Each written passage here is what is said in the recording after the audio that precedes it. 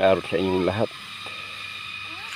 Ito, yung humuhuling yan ay paagang. Ito ang mga kasabay ng paagang. Ito, gumagapang sa aking damit. Yan ay salagubang. Yan ang salagubang. Gagapang siya.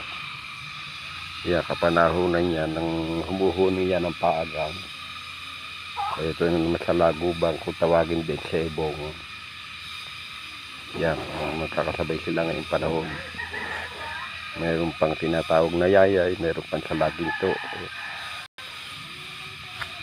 Yan. Yan, dito siya gumapang.